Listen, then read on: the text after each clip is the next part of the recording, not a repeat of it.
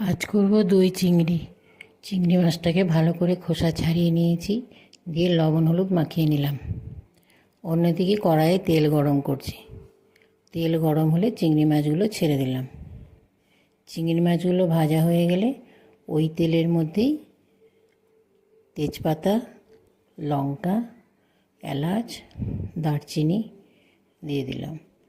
আর পেঁয়াজ কেটে রেখেছিলাম, পেঁয়াজটাও দিয়ে দিলাম। পেঁয়াজটা ভাজা হয়ে গেলে জিরে, ধনে, হলুদ দিয়ে একটা মশলা তৈরি করে রাখলাম। পেঁয়াজ ভাজা হয়ে গেছে, আদা রসুন দিয়ে দিলাম। এটাকে একটু ভাজলাম, ভেজে মশলাটা দিয়ে দিলাম। মশলাটা ভাজতে ভাজতে তেল ছাড়লে দই দিয়ে দিলাম।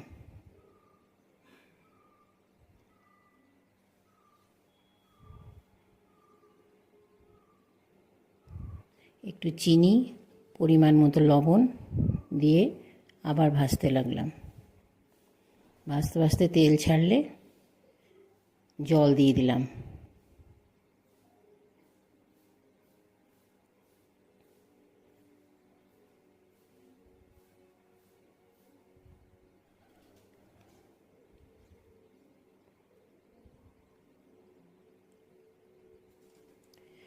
জল দেওয়া হয়ে গেলে ফুটে উঠলে চিংড়ি মাছগুলো ছেড়ে দিলাম। একটু গরম মশলা দিয়ে দিলাম। তৈরি হয়ে গেল দই চিংড়ি। ভালো লাগলে লাইক, সাবস্ক্রাইব করতে ভুলবেন না। নমস্কার।